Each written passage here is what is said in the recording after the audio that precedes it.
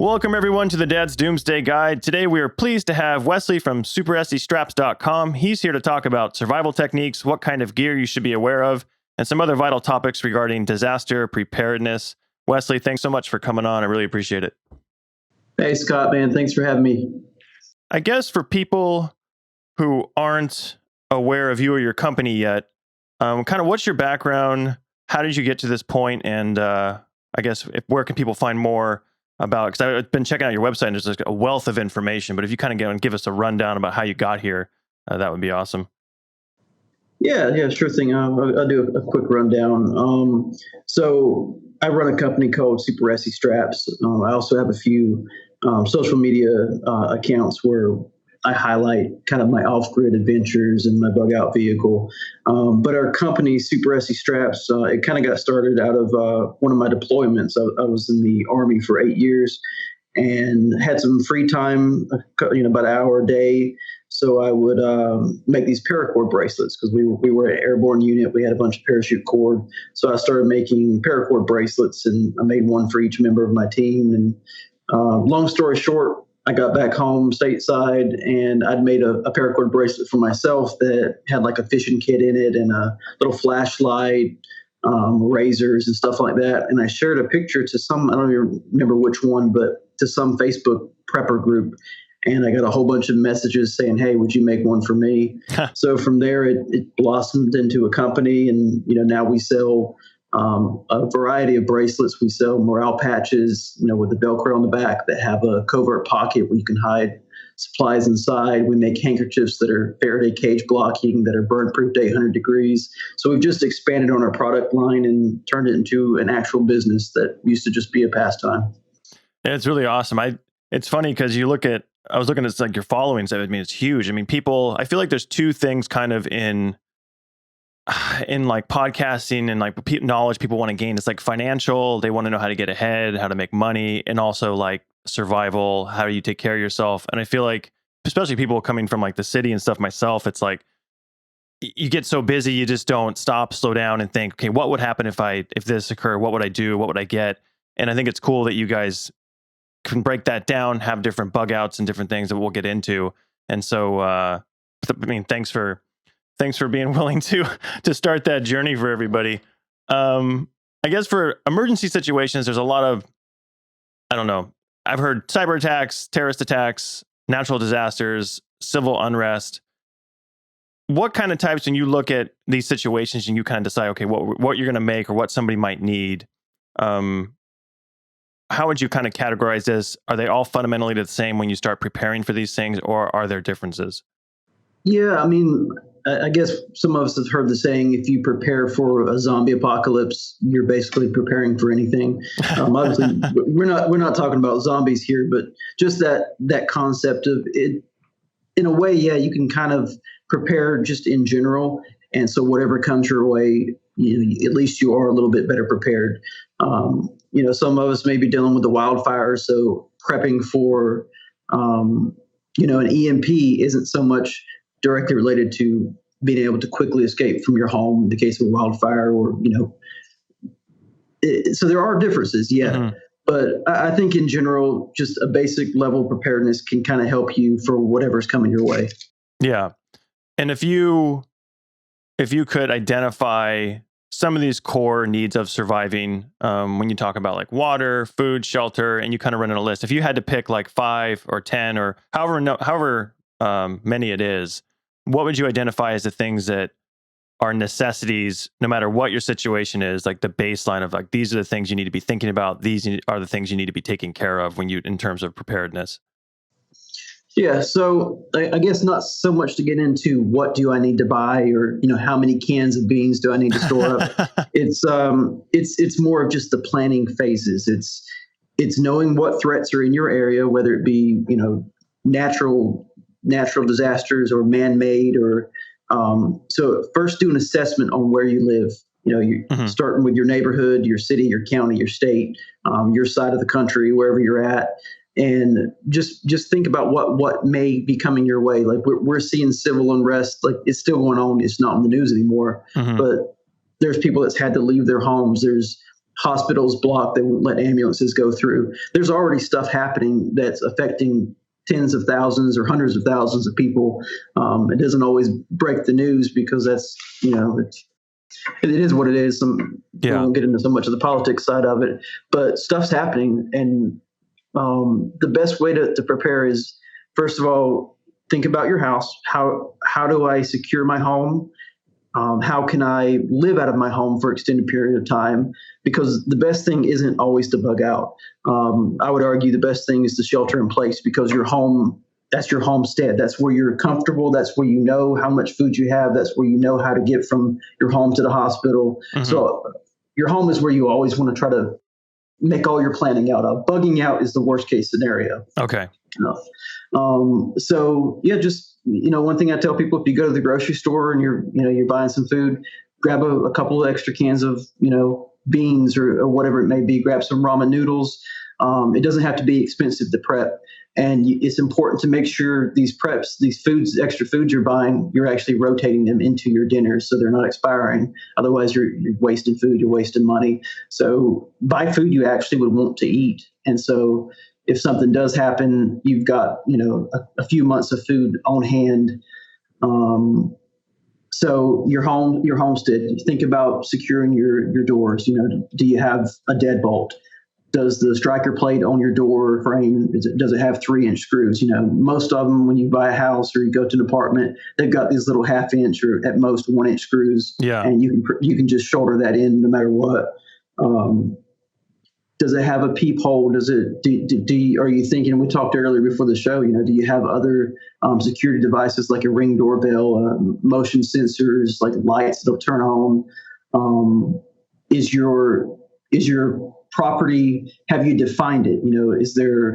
Would it look odd if someone's walking up from the side of your house? Like, use perimeter, use landscaping, like bushes or fence lines, to be able to help define your property. So if someone's walking in an area that they shouldn't be, it's obvious. And so your neighbors are going to be like, hey, John, someone's walking outside your house right now. I don't know if you saw it. They're to the side of your fence. Mm-hmm. So use landscaping. And when we're talking about landscaping, think about the bushes. Are they covering your windows? Because if you've got a big bush or tree in front of your windows, that's creating concealment for someone to be able to secretly be trying to break into your window, but no one from, no passerbys, no neighbors can see them. So keep your bushes trimmed down, 6 inches below the windowsills. Think about your house, inside and outside. So your landscape and your perimeter, the sort of electronic devices you add, like alarms, to help improve your security. And then the inside, once people do get inside, do you have a room that you've talked to your family, like, hey, if you hear, the windows breaking downstairs, I need everyone to come to the master bedroom closet, and then maybe put a lock on that bedroom closet. Do you have a gun maybe in a safe in your bedroom closet? So if you do have to fall back there, you can be on the phone with 911, waiting for the police to get there. But that's going to take a minute or 5 minutes or however long it may be. You may have to use your gun to defend yourself. So first is your home, your security, and your preps there at the house. But I don't want to keep jabbering on. So that's great. That's great info, and it kind of sparked a couple questions for me. So if you're out and about, I know there's a variety of situations that can happen. I know there's so many different variables when it comes to emergencies, and if your kids are at school, or who's where and what's going on. But your ultimate goal, if you can safely, is to get back home. And then, in your opinion, that's where pretty much everything should be built out from. Like, you should start there and then kind of spread out, I guess, tentacles in a way. And if, you get to that point, you have enough resources, you can do that. But first and foremost, it's the home. It should be built out in entirety. Is that kind of what you're saying? Yep, that's it exactly, Scott, man. Everything should be planned on getting home. And then from there, you can make further plans, like, do we need to go to grandma's house? Do we need to go to John's house, out in Oklahoma? You get together and make those plans. But you mentioned something about picking the kids up from school. Like, let's just say, for example, a standard, family, husband, wife, 2 kids, right? And the 2 kids go to 2 different schools. One's in a middle school, one's in a high school. Mm-hmm. If something does happen, not even to name a scenario, but let's say all of a sudden, like, guys, we need to get home from work.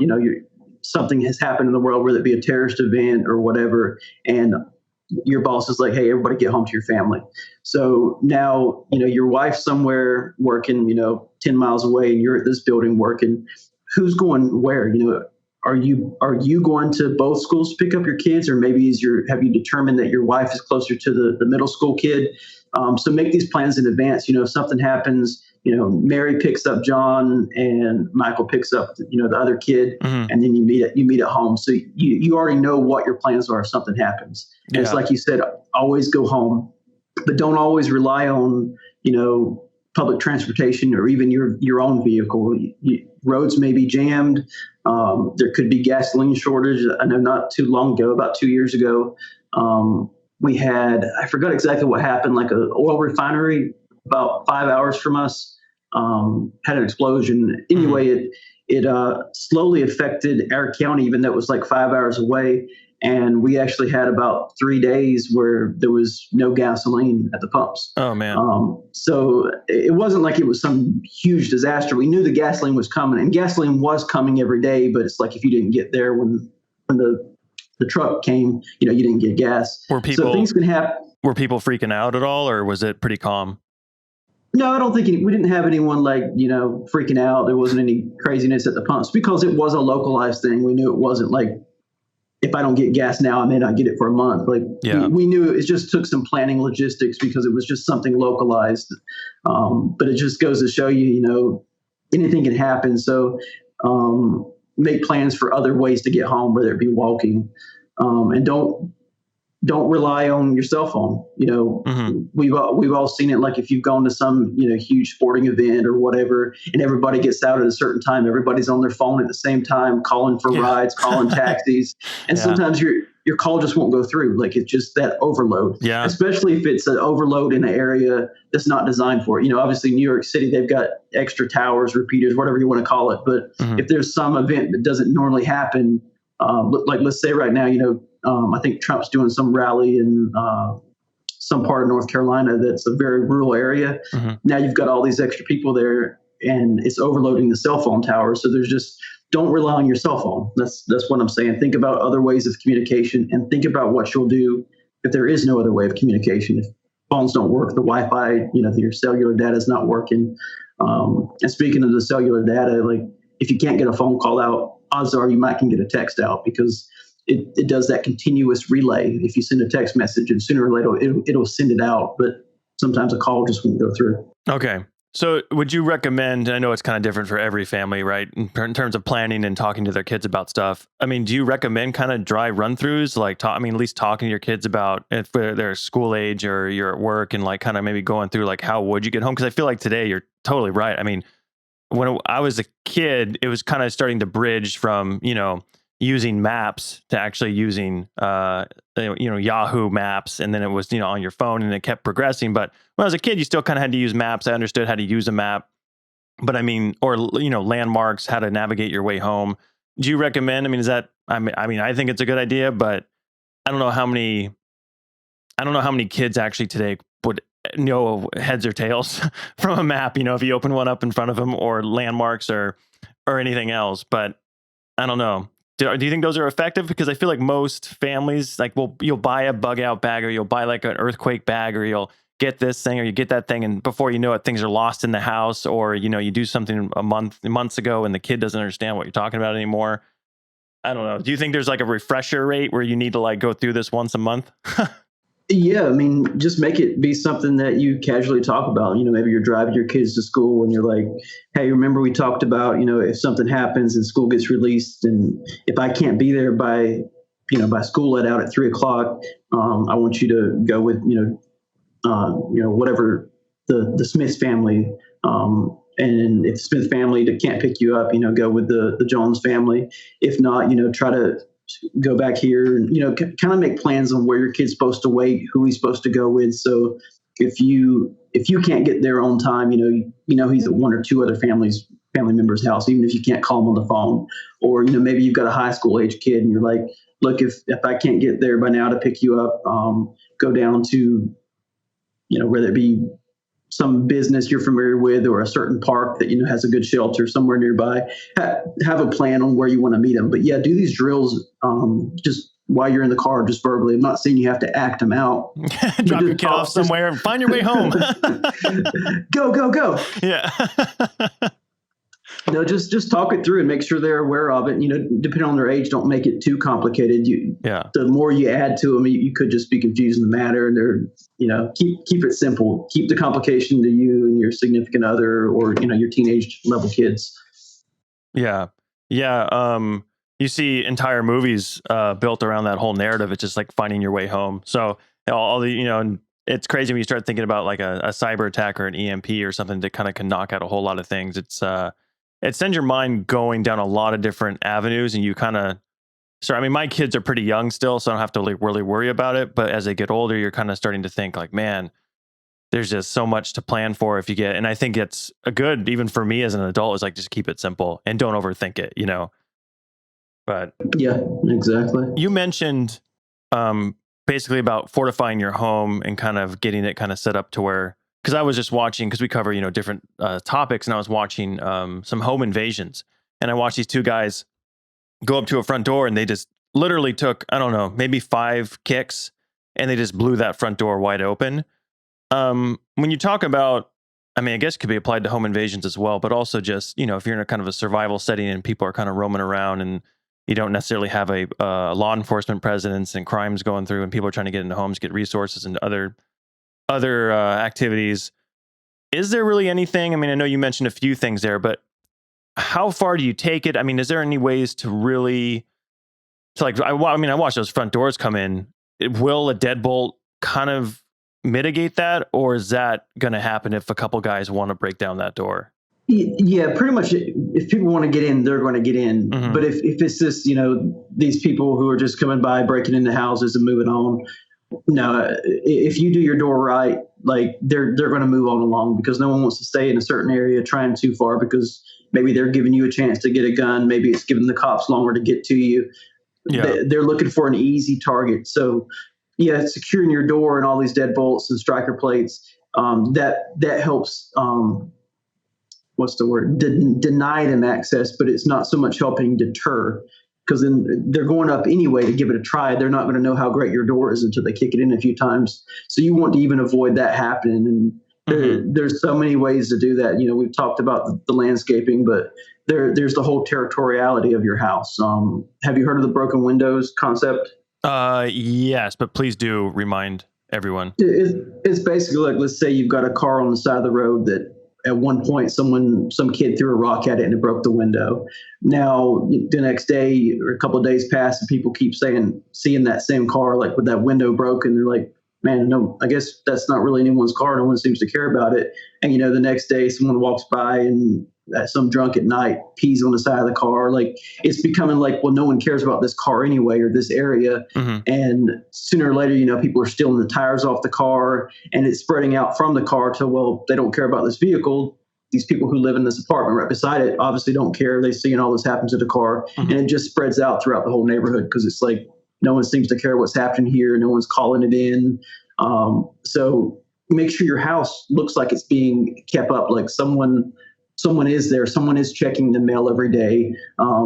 Someone's walking outside where it can start like making people, these robbers who may be cased in different neighborhoods, they're like, well, this is a very active neighborhood. It would be very hard for us to sneak up on these certain houses because the neighbors are always out. They're talking to each other. Mm-hmm. So there's that whole thing. There's the access control. It's using fences and different things to make it difficult to just easily walk up to your doors or your windows, where they would look out of place if they were doing it. Some houses are built where they're right along the main sidewalk. So it's like, it's nothing at odd for someone to kind of walk off a couple of feet and already be at your window or door. Oh, yeah. So some of these things you can't always do.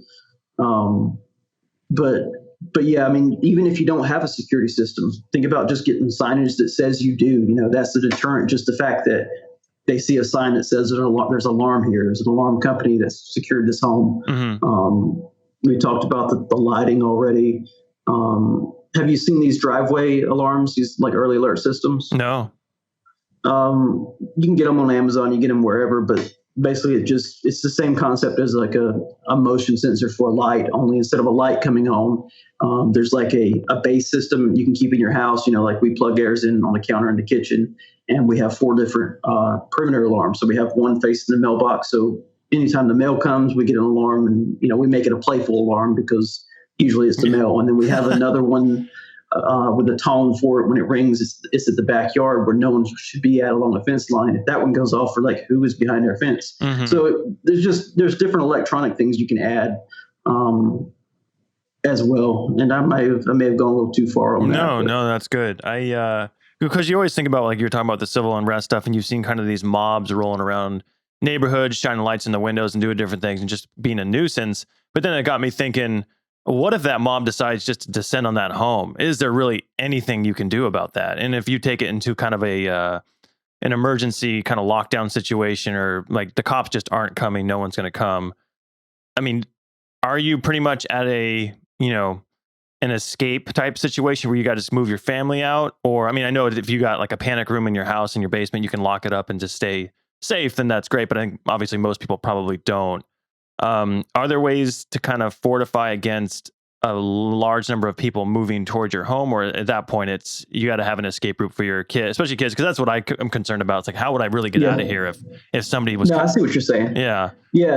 So I guess in that scenario, no, I don't think I would be going down into the basement or anywhere, because, you may be able to defend yourself so much from the people breaking in for a while, but what these type of people will do, like the mobs, when you're talking about the mob mentality, mm-hmm. Think about fire. I mean, the last thing you want to be is in the basement when someone has thrown a Molotov cocktail at your house. And it's on fire. So I think, one, you should go ahead and be able to start following the news and in your area and kind of see the uptick in violence.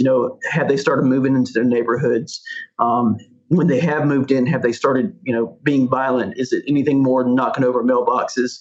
And so once you start seeing a kind of multiple events of them going in the neighborhoods and maybe doing more than knocking over a mailbox or, whatever it may be, you need to plan ahead so you're not even in this situation where you're not home where this is going on. Mm-hmm. If you live that close to a high density population area and you're having these civil unrest riots that are moving over into the neighborhood, maybe it's time to think about moving, because this isn't just going to be done this year. If events like this keep triggering it, you're in a dangerous area. So don't ever you don't want to be forced into bugging out. It's better to plan in advance, like before another event happens. I just got to move out of here, because these things don't happen in I'm not saying they don't happen in suburban areas, but you're not seeing them in rural areas. So, and it's not feasible for everybody. Some of us work in the city and it's just not feasible to drive 2 hours to work every day. Mm-hmm. But whenever it is, try to think in advance, follow the news in your area, and don't be forced where you're having to bug out because you see your neighbor's house being mobbed and you're next. That would not be a good feeling. Yeah, I've actually had I mentioned it to you before, because my car was somebody tried to steal a catalytic converter off my car last night again, and I've started thinking about it, and with all the kind of the roaming violence that's been going on and seeing that occur, and it's always kind of based in and around cities and where they can kind of move on foot. And I've honestly been thinking about, do I want to live somewhere close to an urban area like that for that very reason? And I think you hear a lot of people mentioning that. I feel like that it's kind of it was a slow moving feeling, but then it's kind of snowballed into this thing where it's like, if shit really hits the fan, like you just saw it with the pandemic that happened, and like the first time they locked everything down, everybody freaked out, ran to the store, the shelves were cleared off, there was no toilet mm-hmm. paper, people were doing like the most kind of odd things. And I know we're jumping around here a little bit, but the psychology of people when things start going south, it's like, I don't want to be in a city. I don't want to be with millions of other people all trying to find out what to do at the same time. And I don't know, right. And through your experience and through your planning, do you see kind of a psychological shift in people when, even if they're a good person, when shit's hitting the fan, you really can't rely on other people outside of your family? Or do you feel like coordinating with your neighbors, or is that a positive thing? Yeah, I do think these events, whether it be a combination of pandemic and civil unrest, I think it's not so much triggers something in somebody because it's already there. If they've got that mentality, like I'm going to go loot and rob, it's already there. That the only thing keeping them in check is, law enforcement or just the overall concept of where if I do that, I might get caught. But when these events happen and there's a mass number of people doing things, it makes them think, okay, I'm not going to get caught. I'm going to go loot Best Buy or whatever. So yeah, you're going to see a lot of these people that may have never committed a crime or at least been caught committing a crime in their life, now doing things that they would never have done before. But that was in their personal time. There was just these checks and balances stopping them from doing it. So you'll see that. And of course, you've got the whole concept, like you said, if you hear the toilet paper's almost out at the grocery store, you're going to go ahead and get some because you don't want to be the last one to get any and then you be out. And it just makes this mass drive on things. So you got to think about everything that you use of a day, and just sit down. Like I use toilet paper every day. I use toothpaste every day. I eat food every day. I use my stove every day, and try to think about what would happen if you couldn't resupply for, say, 2 months. At least plan for 2 months. Like what would happen if the power's out? Okay, I use my stove every day, but now I can't because I don't have power. Think about getting a propane tank. Think about getting one of these little rocket stoves. Stock up a little bit on different things, whether it be paper towels and food or extra water. Don't be that guy that buys all these bottles of water. Buy a few gallons of water just for the ease of it. But depending on where you live, I would suggest getting just a water filter. And so if something's happening, they make these big gallon bags. You can fill up water in your bathtub, and then you can filter that water, unless you trust the water that's coming out of your sink to drink. But get a water filter rather than buy hundreds of bottles of water.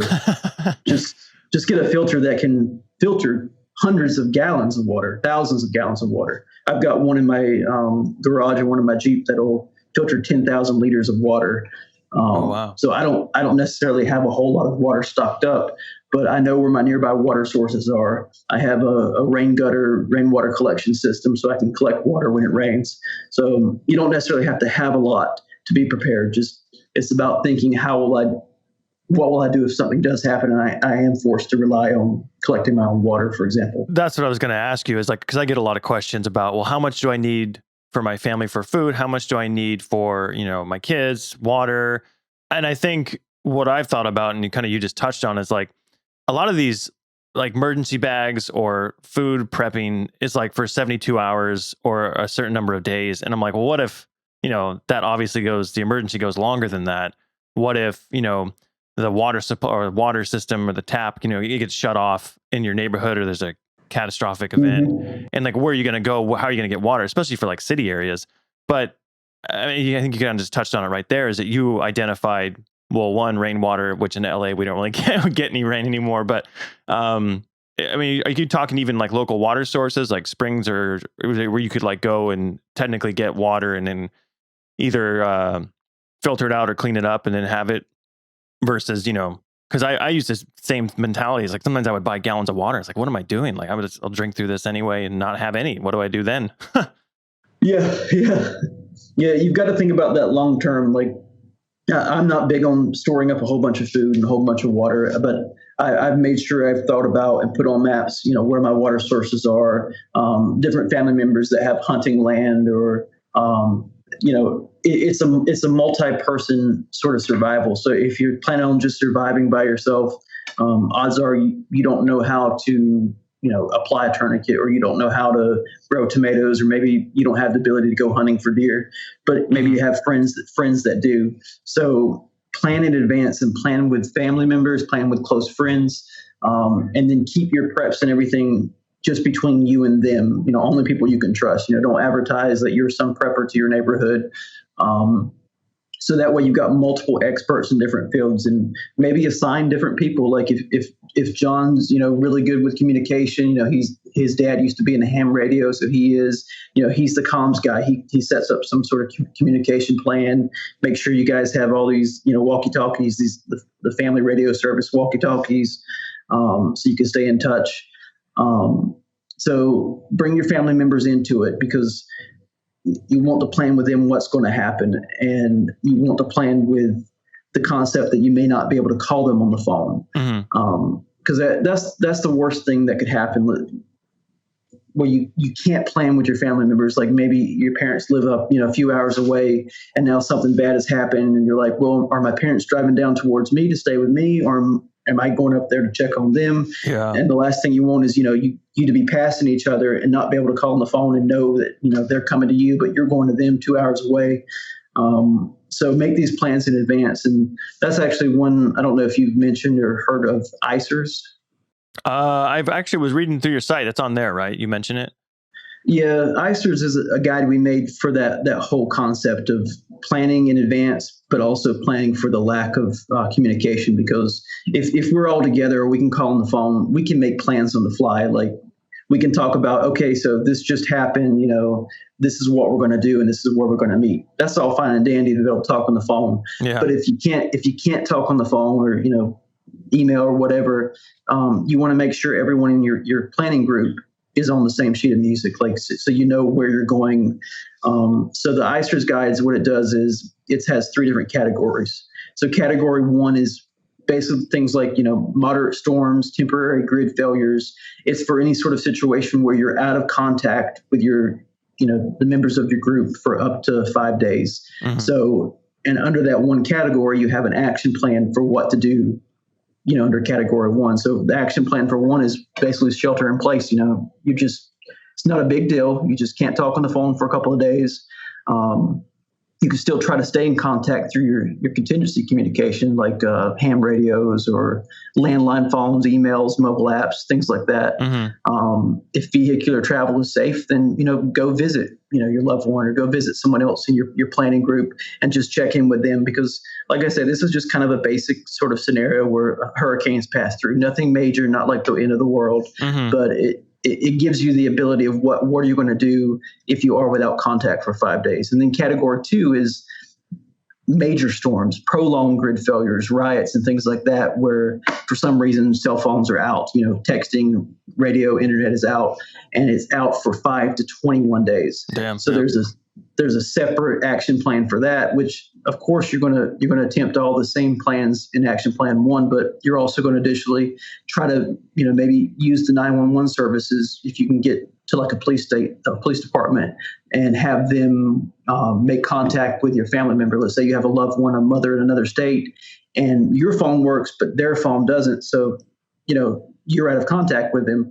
You can actually have police go and check on your family member, even though there's no phone, and then the police can contact you back and let you know, yes, your mother's fine. So think about other ways to stay in contact, which doesn't necessarily involve you calling them directly. And then the category 3 is, that catastrophic disasters, terrorism, and mass civil unrest, nuclear meltdowns, EMPs, and that's for any time you're without contact for 21 days or more. And there's a whole other set of action plans. Yeah. But yeah, we just made this to be able to give people, if you have multiple people in your planning group and you can't stay in contact, you always know what category you're in. You just think to yourself, well, how long has it been since I've been unable to talk to John? Okay, it's been 13 days. So that means we're in category 2. And then it lets you both look at the action plans for category 2. And that way you're not going to one person's house when they're coming to yours. It has the whole concept of rally points, message deliveries. It's complex, but it's super simple the way we've set it up. So that's I'm not saying if you're trying to plan that you have to get this template, but what I'm saying is do make a plan for if you can't stay in contact with your family. No, it sounds really good. I mean, it got me thinking, man, if it was over 21 days, mass civil unrest and all that stuff, you start thinking about how society would shape up, and how you might start, if you don't have a big group of people who have different levels of expertise and are able to like, oh, okay, I'm going to handle the hunting, or I'm going to handle the communications, or I'm going to handle this or that. And if you're on your own, maybe just you and your family, I feel like the odds start getting very unfavorable to you, unless you're capable of handling all those things. But someone like myself, I've never hunted or anything else, and I feel like groups are going to start forming, whether you want to call them gangs or whatever else, if you start having that prolonged civil unrest of survival. And it makes me concerned about my own planning. Yeah, because you got to think about everyone else who's also going through the same sort of emergency as you, and they're not good people. So Yeah. what are they going to do? They're going to break in your house to get your supplies. So it's not so much that can you survive on your own, but can you survive on your own while everyone else is out there to hurt you and to hurt your family? Yeah, and if that's the case, I kind of gets us into the gray man thing, but also it got me thinking last night because I ran outside when I heard them cutting off part of the catalytic converter, and I was running outside. I kind of already played the scenarios in my head after the last time I got my other one stolen, and I was like, the benefits of me trying to fight them or stop them, it's not worth the risk of physical injury because my family, my kids, and everything I have going for myself. So I never was going to run out there like, hey, let's fist fight. But at the same time, I didn't have, I had like my boxers on because it was at night. I had like no weapon and nothing near the door. And it got me thinking like, man, I've really poorly set up my home in case something happens. Now, do you recommend when you talk about people coming into your home, do you recommend kind of having things kind of strategically placed around the house? I know people have to be careful of kids. Like I obviously not going to leave a firearm or something laying next to the ground or near their toys, but do you recommend access points to certain things around the house, or if it's feasible for someone to kind of as part of the home defense? Yeah, I won't exactly say how I've got it set up in my house, so I'll change some things around. But yeah, you want to have. We talk about the front door because that's most likely for most contacts. That's where you'll have your contact at. So we've got a tire knocker, which is like a small little baseball bat that sits there by the door at all times. So if whatever happens, we do have a tire knocker there. And our door does have a peephole, but we don't use it because if you go up to a peephole, it's going to cast a shadow. That's where people are expecting you to walk to. So I always look out through a side window. Or if I'm upstairs, I look out through the top window first. So yeah, we got something positioned at the front door, and then about 15 feet from the front door, well, not even that much, maybe 10 feet from the front door, I have a small gun safe that's fingerprint and digital code activated. So I can, within 2 seconds have my gun in my hand from the door. Then I've got another gun positioned. Actually, I've got two guns positioned upstairs. One obviously by my bed, and then another in another location I won't mention. But think about your fallback areas. So that's where my other one is in my fallback area. So yeah, I do have weapons positioned throughout the house. I do have certain windows I'll look out, and everything that's there is like. Some of it is like obvious this is a gun safe. So, oh, well, I guess if they break in, they could steal my gun safe. If they steal the table it's attached to as well, because I have it chained up to the table. But yeah, it is what it is. But yeah, you got to be able to react quickly. It's like you said, you're having to run outside real quick, and what do you want to do? And you're there in your robe. So, have a pair of shoes always in a certain location by all your exit doors, so you can get your shoes on real quick, and you can grab your weapon or grab your flashlight or whatever it may be. And it's like you said, I have a whole different way I'll react if I'm there with my family versus if I'm there alone, or if I'm driving alone and something's happening on the side of the road, there's people fighting. If I'm alone, I'm getting out to help see what's going on to stop the people from fighting. But if I'm with my family, I'm not stopping and getting out because I'm not putting them at risk. Maybe someone's got a weapon that I can't see. So yeah, have different sets of reactions based on your family and who you're with. But yeah, be ready for anything. I've always thought of it as, it's kind of, if you come onto the property, you start coming into the house, the yard, then it's kind of game on. I'm going to defend the area, my family, whatever else. But if it's something I have to go out to and kind of interact with, like they were on the street, and it was weird, except the way the cars were set up, I couldn't see who was there, what they were doing. There turned out to be two of them because I heard them talking to each other, and one obviously was slid under the car using the saw. But yeah, everything that goes to your head in those moments, it was frustrating to me after because I was very critical of myself. Like I didn't have weapons near the door. I didn't have shoes ready to go. I'm half naked and I'm like, I'm going to go roll around on the street with these people. And it was just like, I really disappointed myself. And I was laying in bed last night going, man, I'm so pissed off. And I guess it was a good learning experience, to kind of get things in better order in my home, because you will have months where nothing happens. You will have a long period of time where everything's chill. But then when the moment it does, shit hits the fan for whatever reason, you got to have it in your head enough or have gone through it enough to where you're going to react in a certain way or have things ready to go. Otherwise, it's just a shit show, and I don't know where anything is. Yeah. Yep. But I guess moving on here, before we kind of wrap it up, is when you talk about the gray man doctrine. I think you mentioned that when we were kind of talking about doing this podcast episode. I guess for people who don't know what that is, what is that? And you were kind of mentioned it. I think you touched on it earlier about when you're prepping and with whether it's neighbors or friends or family, you're not advertising things to everybody. I think I read a couple articles a while ago about, the people who are really dressed up kind of in survival. I mean, you kind of telegraphing what you're doing or kind of who you are.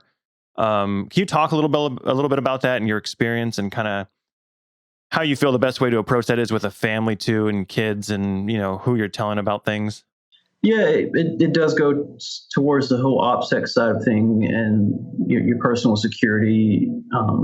But the gray man, in a gist, is basically someone that has the ability to fit in and blend in with their environment. They're competent, their understanding of what's going on around them, their situational awareness is up, their self-awareness, cultural awareness.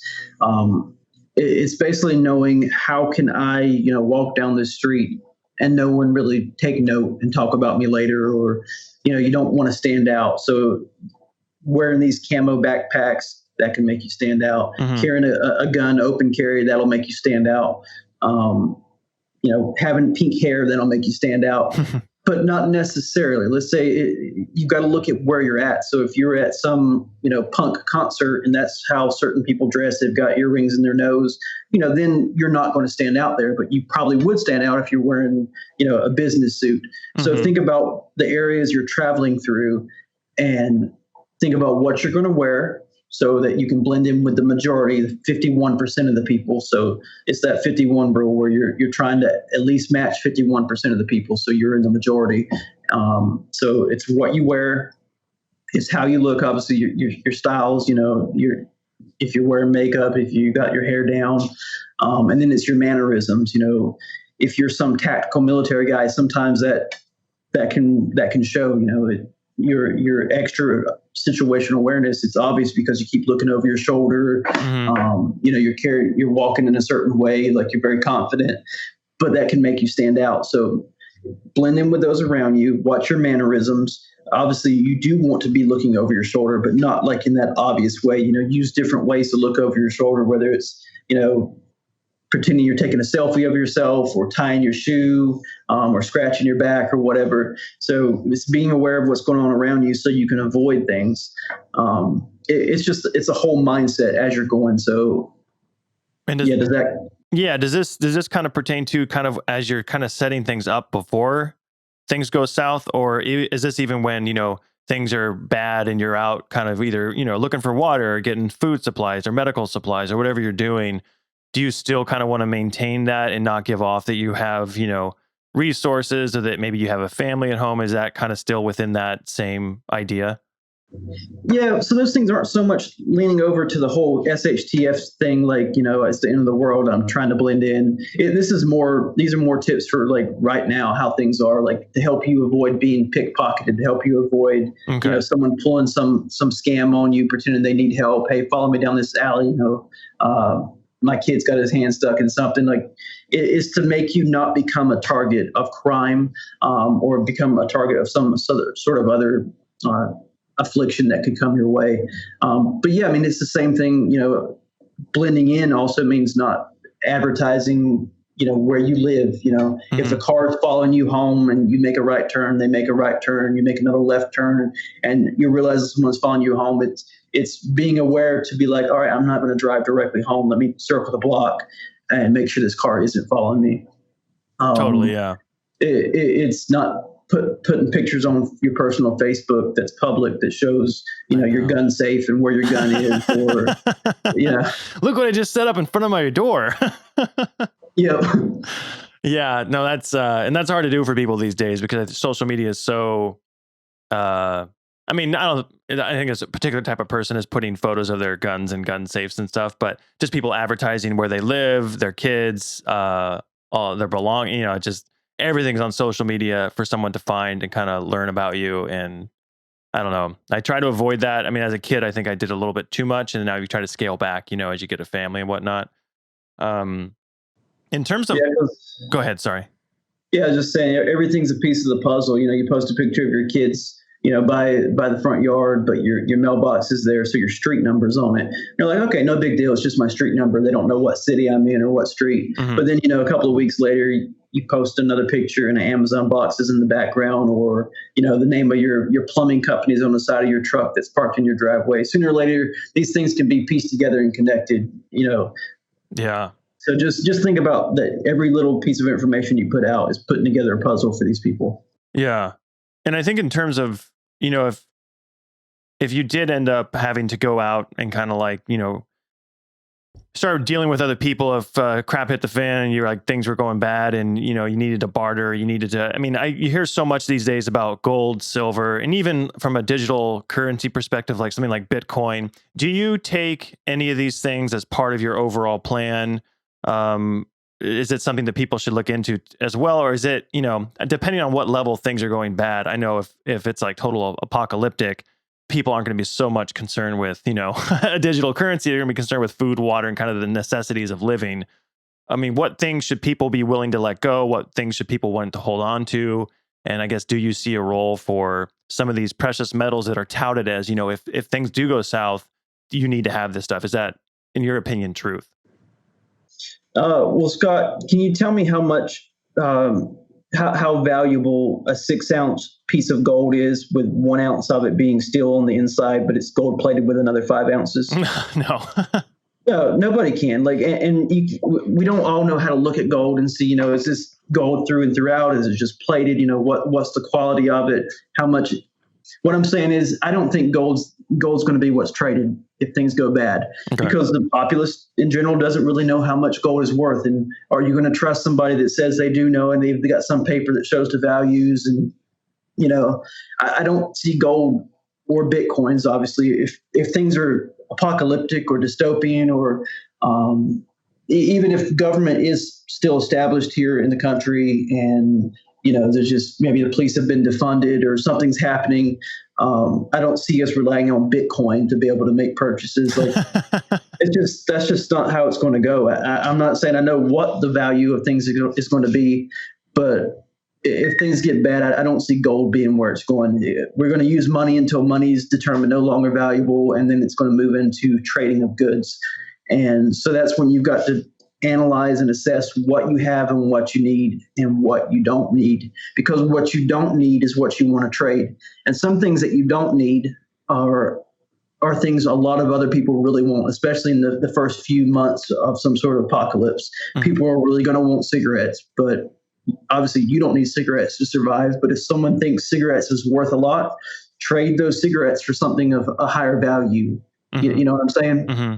Trade things like toilet paper, because you don't necessarily need toilet paper. Mm-hmm. Maybe you're in a state that has marijuana. Trade marijuana. Trade a portable DVD player. There's no power, and these people really want to watch a movie. And you've got this portable DVD player with a phone charger or a solar charger. Get rid of that DVD player. Get rid of alcohol. Get rid of chocolate. Trade away books. I'm not talking about survival books that could actually be useful, but novelty books. Yeah. Little personal handheld fans. Things that aren't needed or essential for survival, that's what you want to trade first. So you're not actually trading anything away that you need. And you want to look for things to gain that can help sustain your long-term survival, whether it be maybe trading for some gardening equipment that you couldn't otherwise purchase or get. Maybe it's trading for solar panels, for a siphon pump to be able to pump gasoline out of old vehicles. Maybe it's trading for gas masks or radios or water purification devices. Get things that can actually help you survive, and get rid of things that can't help you survive.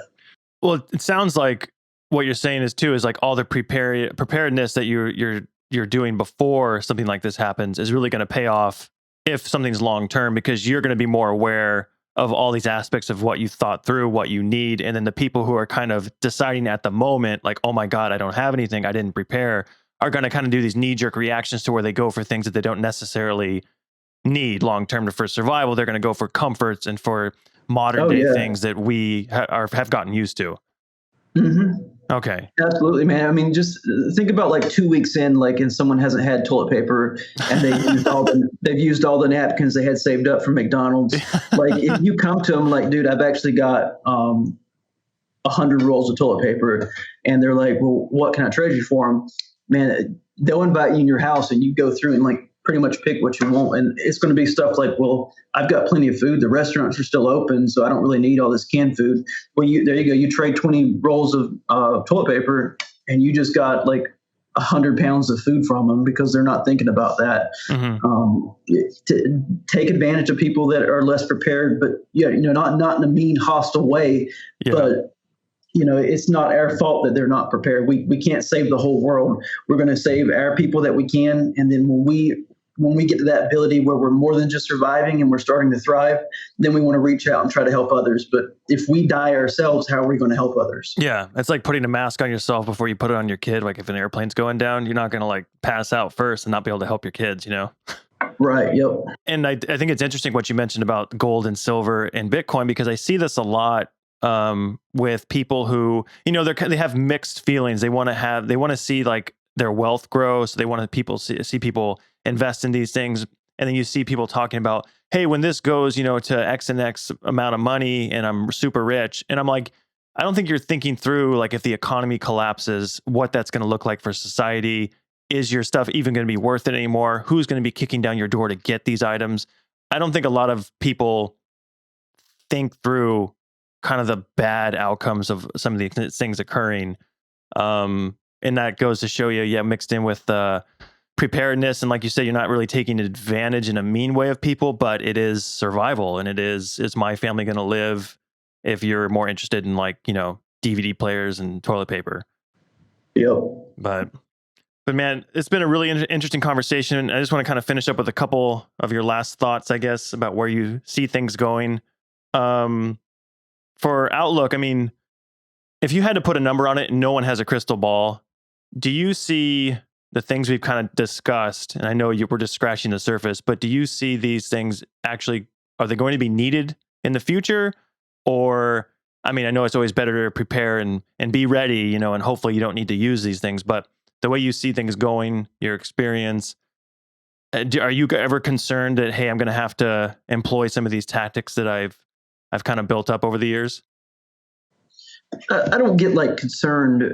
I am ready, and I think we've already used some of these things. Like I had a couple years ago stocked up, and I had 50 N95 masks, here in my garage, and then all of a sudden this stuff is happening, and I tried to warn people back in January, and no one really took you serious till probably like mid-February, no one really took you serious till March. But like we've already started using some of the preps, So yeah, it can happen. Be ready. Who knows what's going to happen with the election? If it'll be better for the country as far as unrest. If one person gets in, the other person gets in office.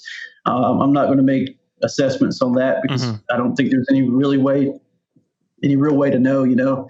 But yeah, I mean, I can't just foretell what's going to happen, but we've already seen where we've had to use some of our preps anyway, and we've seen how grocery stores were out of things, and not just toilet paper. Like we had grocery stores out of certain food products, meats, steaks, and chicken. Even here locally in North Carolina, I went multiple days trying to just get some chicken breasts, and they just didn't have chicken breasts. I think all they had at one point was frozen chicken wings and hot dogs, and there was some other type of meat. But like, it doesn't take long for things to run out of stock. All it takes is one little hink in the system, and your grocery stores could start running low on something for a day, which then people rush to the store, and then that could affect things for months to come. So yeah, guys, be ready, plan now, and Scott, I greatly appreciate you having me on the show, buddy. Yeah. And again, if anybody wants to check out your stuff, where's the best places to go? And then if they want to kind of take a deeper dive into like, okay, well, now what do I do once I have my home set up and different things? Where should people check out your work further?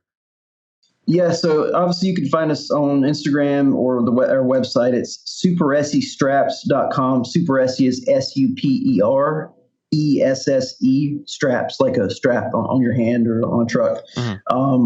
But yeah, you can go to that website. We have 15 different guides, and since we didn't talk about it too much, we've got a checklist and guides on bug out bags and get home bags and inch bags and what the difference is. And go there, guys. So people can look at that, and then that'll give them kind of a template about this is what I need to build out.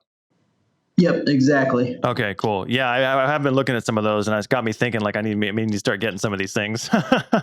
Yeah, don't buy a pre-made like earthquake or bug out bag. Make your own so it's meeting the needs of you and your family. Everybody has different needs. Yeah, you see a lot of kind of gimmicky. I mean, I know that maybe our heart's in the right place, but a lot of it's just to make some money, and a lot of things that you're kind of like, do I really need that? You don't really know. So I think that's a really wise tip. Yep. All right, sir. Well, thank you so much. Everybody go check out his stuff, and thanks for sharing your expertise. I really appreciate it. Yes, sir. All right, Wesley. Have a good one. Later, folks. Bye. Thank you for listening. Bye.